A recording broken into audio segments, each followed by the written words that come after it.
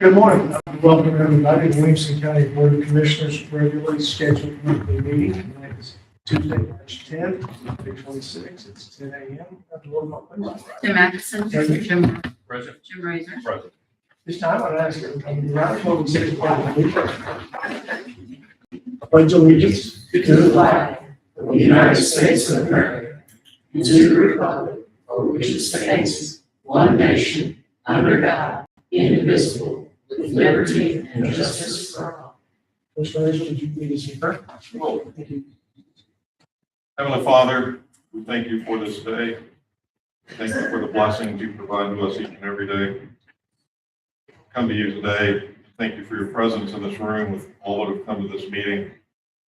Special request this month that you wrap your comfort around families, seven service members had their lives taken that work to protect us from evil. We always ask that you're with our first responders, armed services that are scattered all over this world, keeping us safe as we live here in the greatest nation. In Jesus' name we pray. Amen.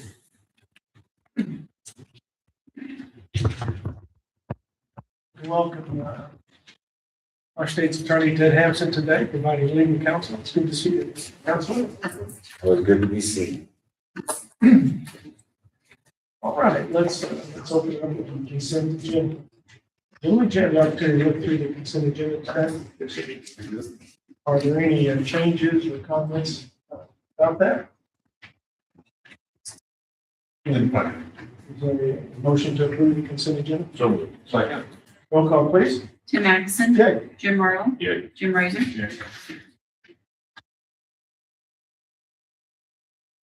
Moving on down to the highway department. George, what have we got for us today? Morning. I have two one plat subdivisions that I would like to bring to the board for approval. One of them is a Dean subdivision. This one's just south of Johnson City in Old Frankfort. Gentleman owns this lot here and with an existing house, and he would like to subdivide this area with the house so that he can sell it. He has an existing septic, and Bi-County has signed off on the new septic. He has the frontage to meet our ordinance, and I believe it's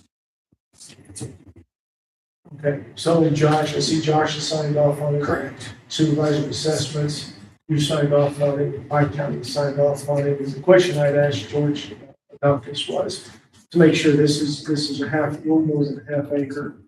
And the septic system, we need to make sure that my county signed off on it.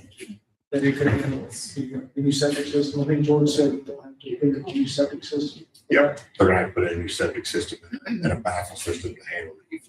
Right, and remind us of what our frontage is, our requirements for frontage. You know, I think I don't remember off the top of my head. I've certainly looked. State here, like 75 feet. Yeah, I think so. Okay. So 75 Yes. Yes, sir. Gentlemen, I don't have an issue with this at all. This is okay. Yeah, What's your no, thoughts? as long as everybody signed off on it, I'm good.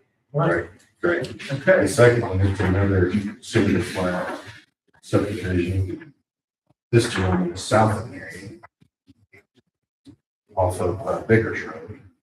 And he owns the property adjacent to the railroad here. I think he has 5 acres altogether, maybe 6. Right, I think this is his plat here also. Yes, absolutely. That's about five acres there. His name's Donald Nancy Evans. He would like to cut this acre right here. And it's a low ADT route. I don't see a problem. So about 2 roads north of this would be Hudgens Road. Hudgens. That's that. Once again, we have Mike County signing off, and Josh is signing off from Georgia. Okay. Great. Okay, if you have a resolution, please. Just approve the plats. Okay. Sir. Okay. We do these one at a time. If there's no other questions, I'll make a motion that we approve. What's the first one? There's North Point. North Point subdivision. Second. Roll call, please. Tim Atkinson. Okay. Jim Marlowe. Yeah. Jim Razer. And, I'll make a motion that we approve the Dean subdivision. Second.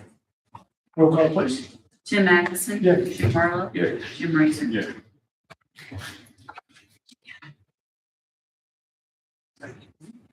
So we'll sign those after the meeting.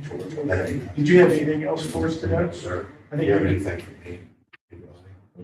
so Thank you so much. appreciate it. I know you've got a busy day. Yeah.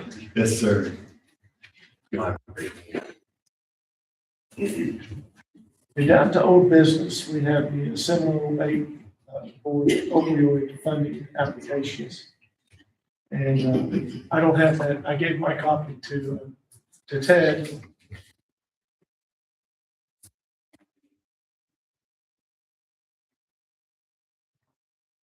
This is a new application, Marion Fire Department, and the other one is coming back for approval, Shawnee Health. We had seen that a few months ago. Jim, did you have the opportunity to look through these? Now, Jim, you sat on the board. Would you like to give us a description of? Well, it's been such a long time where the Shawnee, I forgot exactly what they were using it for. You know, these applications were developed by the 708 Mental Health Board and, the opioid funds, I know they do come from through the state's attorney's office. The 708 Board, has been tasked to vet the applicants, and we've developed a, application for it. One of the agencies was the Shawnee Health. And there was a little bit of concern with this application. That's why it's taken it so long. But I assume, Ed, we're good with everything on this? As far as I understand, they amended their application. Original concern was related to funds from the opioid settlement going towards a executive member who was not engaged or completely engaged in the process of the opioid epidemic.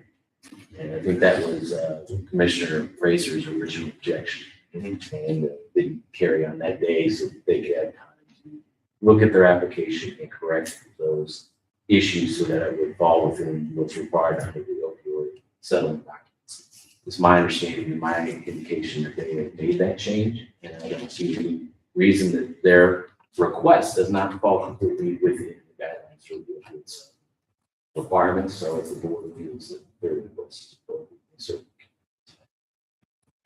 Okay, so a motion to approve that. Let's approve these one at a time. I'll make that motion that we approve the funding, the opioid funding for the Shawnee Health. Their application was for $160,000. I'll second. Okay. Roll call, please. Tim Atkinson. Yeah. Jim Marlowe. Yeah. Jim Razer. Yeah. Second application, was for the Marion Fire Department. Fire Chief Tim Barnett came to the 708 board meeting and described that they are revamping what I call the Marion Youth Center, as we call the training facility. Since then, it's on Boulevard Street, and they are going to be using this facility to train and help agencies around the area and on opioid, identifying opioid use and how to manage it and how to help people who are in an opioid crisis. What they're going to use the money for was to revamp the, I should call it Marion Youth Center. I can't get out of it. But I know the city of Marion has funded a portion of this. They had asked for $150,000. Because there's still quite a few other agencies that could help them out, the 708 board had agreed that we would only award 50,000.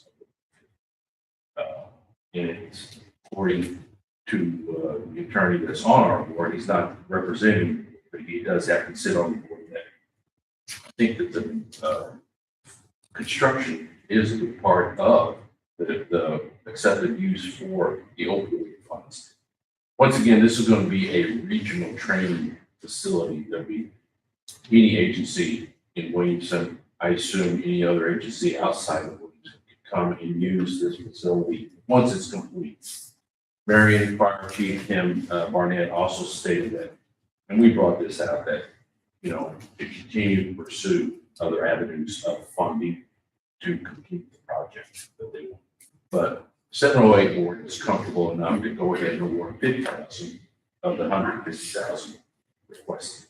So that's what is before us, and that's what the 708 board has presented to Ted.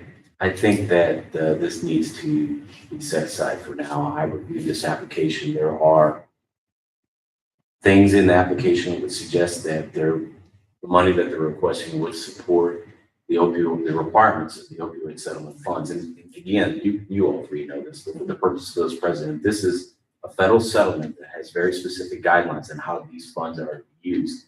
We cannot step outside of it, or the county can be liable for repayment of these funds, and they can end our ability to receive what is a continuing fund.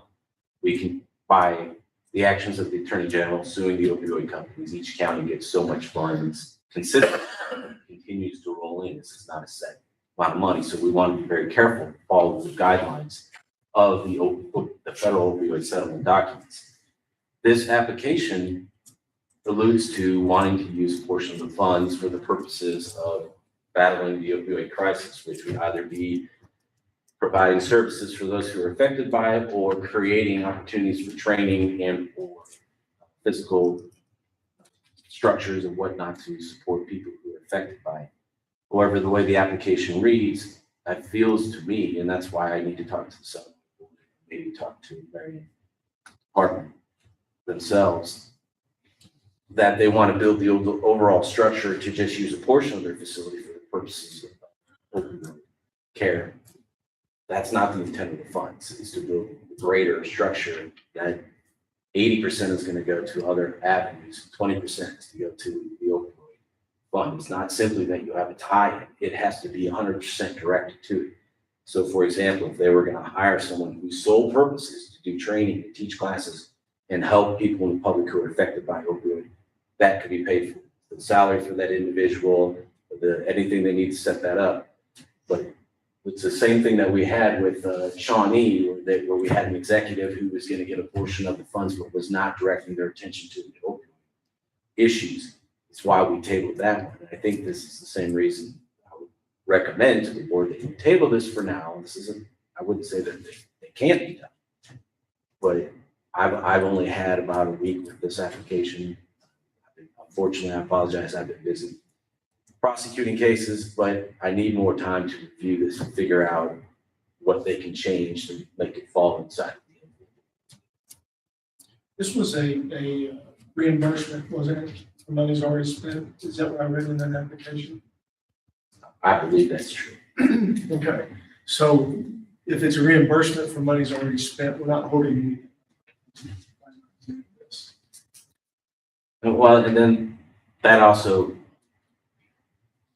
that's another issue with settlement funds. If these funds are intended to be forward-thinking, meaning we're going to use these funds to hire somebody, we're going to use these funds to implement something that we didn't have before. Now, if they're planning to use these funds to implement individuals within the facility to organize classes and support and relief, then that is forward-thinking. But I'm not sure how you use it to pay for a building that was already built for, as near as I can tell reading the application, a purpose of training globally, not just for opioids, which by all means is great need in this community. But again, this board is constrained by the settlement documents of the court. I'm not convinced that the environment allows you to pay for something that's pre-existing, it needs to be something new moving forward. So that's another issue that has to be revisited. Fortunately, reading the settlement documents is reasonably complicated, so I got to revisit that issue with the documents before I can say that's about it. You think we could have a meeting with the seminary board to discuss this one? I think if that's what you want to do, I think that's probably what we should do. then you're right. Right. Do you know when Michelle dropped that off? I do not. It may have been with me for longer than I think, to be honest. I freely admit it. I get distracted pretty easily with other duties. I think from the request of the 708 board is that we vet this with you prior to reaching this stage, you know, I understand. so that we can know where we're going with this, so. Okay. But I can answer that question. Debbie, can you make sure this makes it to the next agenda meeting, please? Meeting agenda. I said agenda meeting, meeting agenda. Okay. Anything else on 708 opioid funding?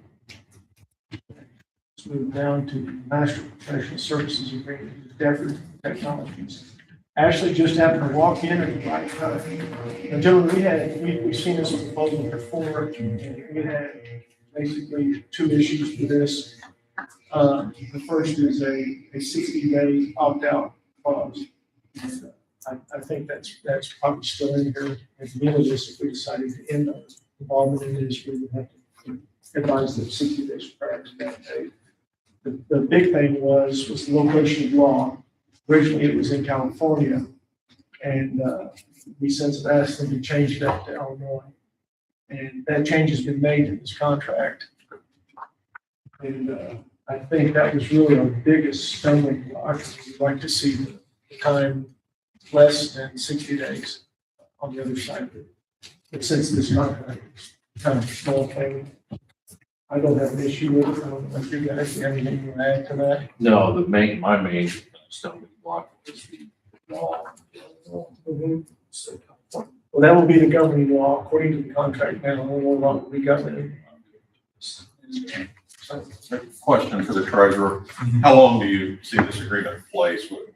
The other concern is we have to remember to opt out.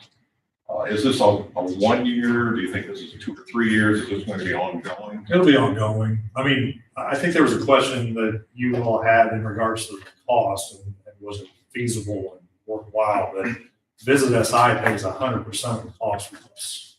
They're the ones that benefit from this. So the county's out no money. So as long as they want to continue, the relationship, we've gone from roughly 30-ish properties. Now we have 64 that they found. I mean, to be able to get bed tax. So it's creating a decent revenue stream that they've never been able to access before.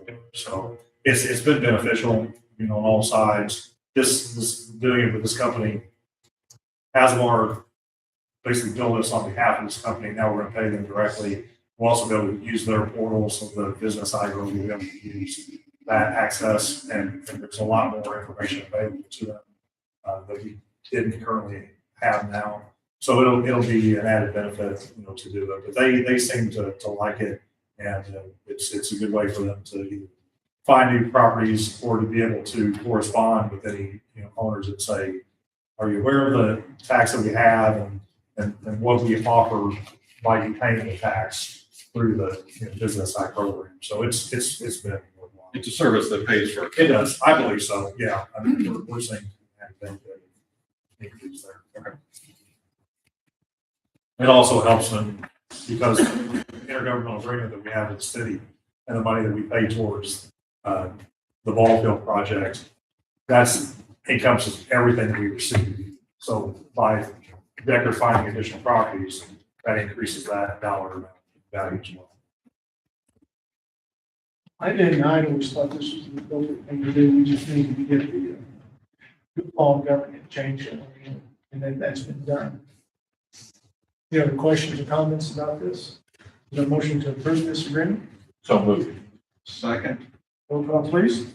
Tim Atkinson, Yeah. Jim Marlowe, Yeah. Jim Razor. Is there any other old business today for this board? Hearing none.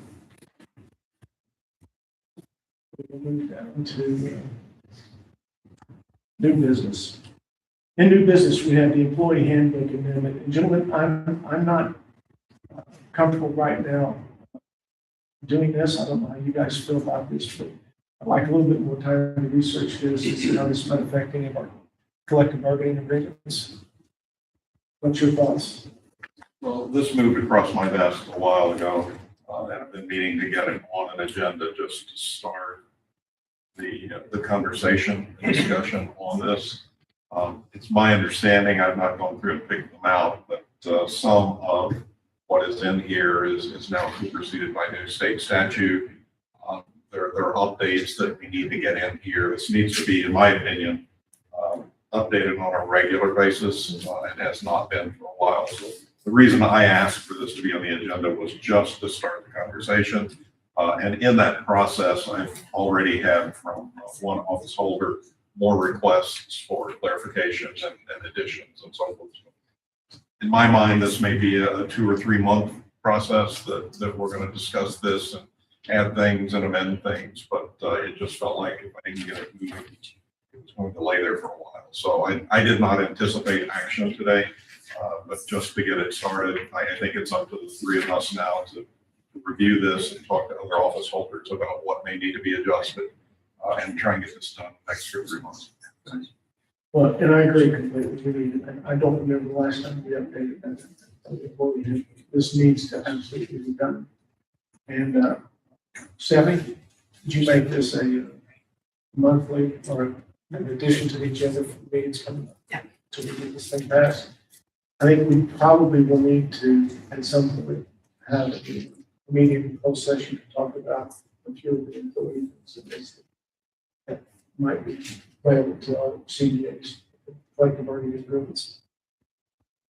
Any other comment on this? Okay, Jim, thank you for doing this. I think you've been working on this for a while now, Comes and goes, but yes. and right, that's like watching paint sometimes. I Yes. appreciate that. Okay, also in new business today is a raffle and poker run application. We sent this to legal. It's been through legal and it meets our requirements for this. Does anybody have any questions about this? It will be SIH doing the raffles and such at Falcons Bluff. It looks like, I think it's confined to their property. I looked through it, this is the fourth time I looked through it, and I think everything is in order. I make a motion that we accept the raffle and poker run license for SIH Foundation. Second, Second. roll call, please. Tim Atkinson. Yeah. Jim Marlowe. Yeah. Jim Razor. And we have a new business we need to consider today. All right, we have a couple of board and committee appointments today. The first one is the Williamson County Mental Health Board appointment, reappointment of Tim Daniels. His term ends soon. And we will be reappointing him to a 3-year term, which is due to expire on December 31st, 2028. Any questions about this? I do have a letter from Michelle Hamilton from the 708 board requesting that we continue Mr. Daniels on the 708. I've worked with Tim on our board. Tim's an excellent board member. He has a lot of good, but I like to see him. You know, like I've said so many times, when we talk about board members and all these different boards that we get to, it is difficult to find people sometimes to serve on this. I mean, it does take time. It does take quite a bit of effort to do this. So I'm gonna make a motion that we accept resolution 26-03-10-16 to reappoint Tim Daniels to the 708 board in his term due to expire December 31st, 2028. There's a second. Second. Roll call, please. Tim Atkinson. Yeah. Jim Marlowe. Yeah. Jim Razor. And the second board I have today is Rides Mass Transit.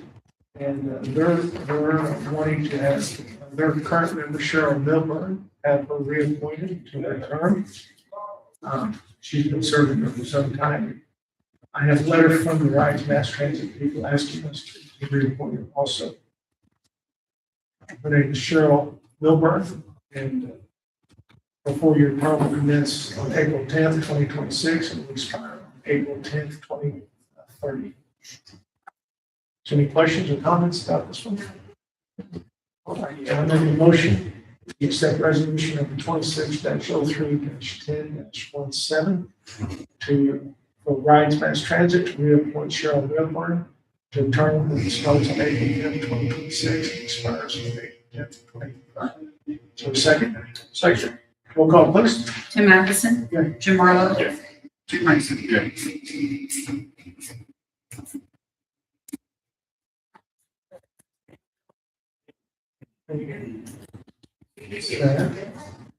Okay. Okay, so we'll move on down to, does anybody have any public comment? Time of the meeting for public comment?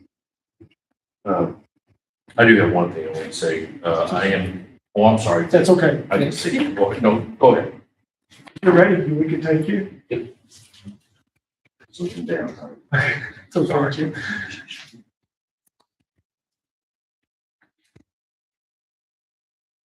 Good morning. Good morning. Could you tell us your name? Sure. Where you're from? I got my little handout here. Thank you. Hi. My name is Beatrice Walls, and I'm the secretary here in representation of the number 9 Community Growth and Development Committee. I also have with me Clarence Kincaid, who is the vice president, and Faith Crawford, who is the treasurer. And our mission and our goal is to provide a building, a place where our senior citizens, our middle class, and our children can come and just, if they have problems, issue their problems. We're just going to be a place of resource to any and everybody's needs. Now, we don't receive any of our support from the Villager Code.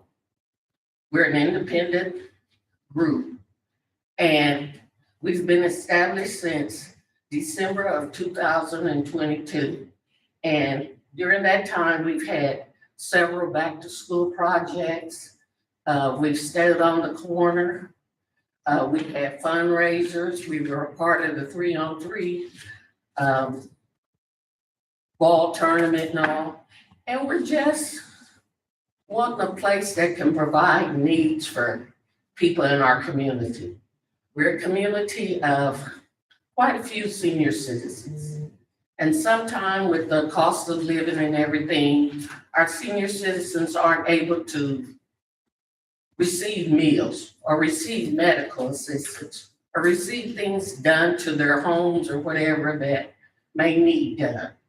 And we want to put in a building that people can come in and share and just issue their complaints. We look into solutions to solve the problem, and we go forth in that way. I have been before the board, and we just wasn't ready. But now, last year, we managed to purchase some property. So right now, we're looking into funding for services, just getting our property ready.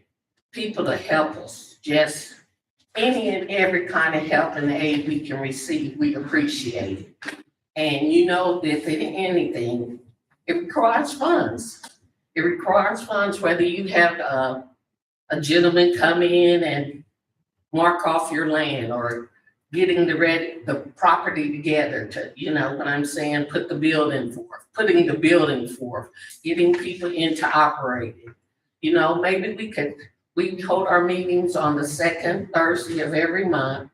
And we would like maybe somebody to come in and just aid us into the next step, how we should go about it, you know what I'm saying? Just anything. Maybe get together and use some of our middle class people. We have some young men that are out there that have graduated and have nothing to do. Maybe come in with an apprenticeship program to help our youth to, you know, grow and just feel good about what they've done in the end project. And so we're just here to be recognized and go forth and just work with the board and work with the county commissioner's office and everybody that we can in order to achieve our goal. And our goal is, like I said, to provide a building that provides services to everybody, that during the summer provide meals, any kind of help they may need, medical, whatever. You know, the cost of medicine nowadays is just skyrocketing, and everybody can't afford it. Some people can't even afford to be checked out at the end of the month. You know, these are things we're looking into trying to do for our community. And I just appreciate you taking time out to listen to me. And I don't know if they may want to say something too, but that's the end of my speech. Well, that was excellent. Now, when did you say your meetings were? Our meetings are the second Thursday of every month. Right now, we're holding them at the Schaefer Chapel AME Church. And as I said, if you could come in just sometime and just aid us and listen to our calls and just, you know, that would be a big blessing. Anything. Right now, we're new. We're older people, so, you know, hey. I see you have a Gmail account. That's how we contact you, or is there a phone number that? Yes, we have a phone number also, but I think Ms. Faye might have it. I didn't write all that down on the letter, but that's something that can be looked into getting. And we also have a scan code where you could scan us, but we don't have any copies of that. Scan us and just see all we plan. I mean, we plan activities all year long. We had to in order to keep going the way we're going. I mean, we've just been blessed. And so we want to share that blessing with the people of Cole, get called back to how it used to be. When I was a little girl, Cup was the place to be, you know, but we don't. Sometimes we divide ourselves into different sections and we can't get together and help each other to achieve a common goal. And our common goal is helping everybody, not just the senior citizens, not just the kids. We want to provide something for everybody. And we feel like everybody has a talent and a cause. And we want to just use that to show we are, you know, a little town that can do great things. Absolutely. So, Well, thank you today. You say you have a phone number? I do. 618-713-9554. And that's number 9, Community Growth and Development. That's fine. Was that last two, 5-4 or 6-4? 54. and it would be wonderful if one of you could stop by sometime and just, you know, see what we're doing and help us get on the right track, you know what I'm saying? Maybe come with a less formal situation. Come as just, you know, a social situation to just discuss things and just, you know, well, maybe you might want to look into so-and-so if you need this, or look into this person if you need a blueprint drawn up, or, you know what I'm saying? We don't know a lot, but we're willing to learn and we're willing to put forth the effort. So, yeah, that's where we're going. Thank you. Yes. Okay. One thing that Sister Beatrice didn't say was that we need help with potential grants. we need someone with the knowledge of grants and the ability to write, to train us.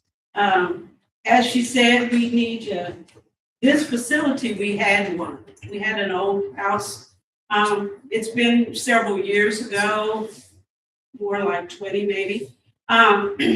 But what we need is a place for training, a place for health fairs, senior services, youth services, community services, recreational service, and just a general meeting place. We need, but we realize that maybe you don't have the ability to fund us, but that you can give us information for some place that can help us write grants that might have some type of funds available that we might apply for. So if you have any information at all, just give us a call, shoot us an email, help us to get on track, because we don't really know where to begin. And it's a hard thing to begin something like It that. is. Because It is. you don't know what you don't know. Exactly. And And at our age. that's what we're running into. We have the heart for it, but we really don't have the knowledge of the procedural steps. Absolutely. Okay, well, thank you. Mhm. Appreciate that. Well, have you got any questions, comments? Are there any other public comments today? I did have none other. I'm just gonna let the board know that I am working with Community Affairs once again on the spring countywide cleanup day. Basically, it's wide open on dates. I was thinking sometime in May, maybe the second or third week of May. I don't know if there's any other suggestion that might be better. I know the last couple of years we've had it in June. And I've checked with Marion. Marion is having their cleanup in April, 2 weeks in April. And I believe Heron is having their cleanup in April as well. And so I think this would fit really good. Gary is excellent to work with, and he welcomes the opportunity once again. I think it's been a very good turnout every year that we've had it. But I just want to let you know, I was working with Gary on this. So if there's a suggestion on a date that it might work better, I'm wide open. Only thing, the first thing that went through my head was, we just need to make sure and avoid conflicting with graduations. Because those weekends may be a little busy for some folks, and they wouldn't be able to utilize the service. Okay. That's easy enough to I'll look check out at. the dates, yeah. Maybe earlier in May. First week in May, or maybe something like that. Okay. But You beat me to the draw on that, because I actually had a request from somebody in the community this past week. And when is the county gonna do spring cleanup? So I'm pretty confident that we're gonna do one. I just don't have the date. So And, good. and I'm just impressed with what all he take.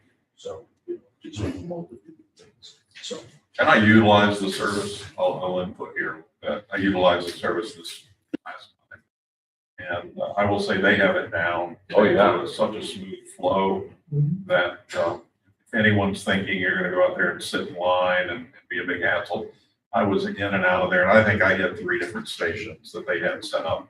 And I was in and out of there in less than 10, 15 minutes. So it is a service that more folks need to take advantage of. Well, I will say this, I haven't taken advantage of that. But I do appreciate the cost of it, because it has been extremely reasonable. absolutely. I mean, this has been one of the better things that we provided at the price. I think it was excellent work. I'm just amazed that, you know, a lot of people think, well, what are we gonna do with tires? Well, if you take it to a tire place, they're gonna charge you per tire. This is free, and it doesn't matter if the tire's still on a steel wheel or not. You know, just bring whatever. See one in a ditch, grab it, bring it, you know, or wherever you have. And, appliances, old appliances, you know, just sitting out somewhere. What to do. Yeah. So Jim, could you, since you've been working on this the last several of these, could you come back with a date, maybe? Yeah, first? I'll do that. Yep. And, we think like early May might be best before we get to Zillow. I know the universities that have their graduations during the months.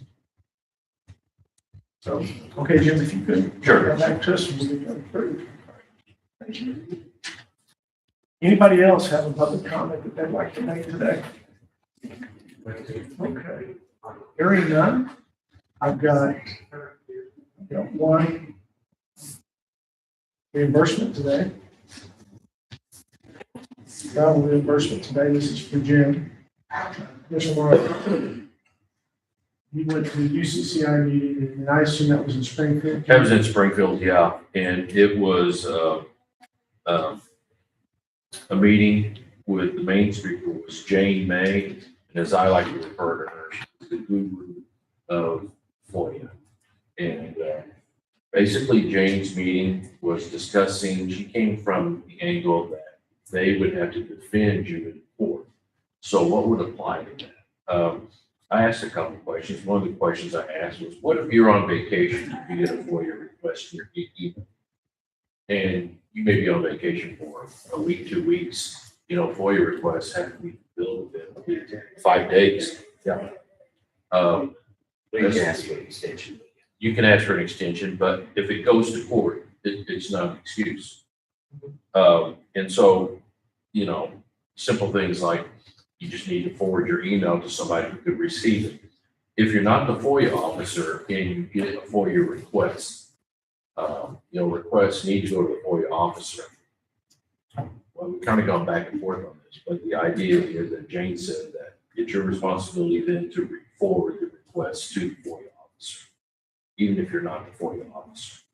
Because once again, which come to shove, you go to court.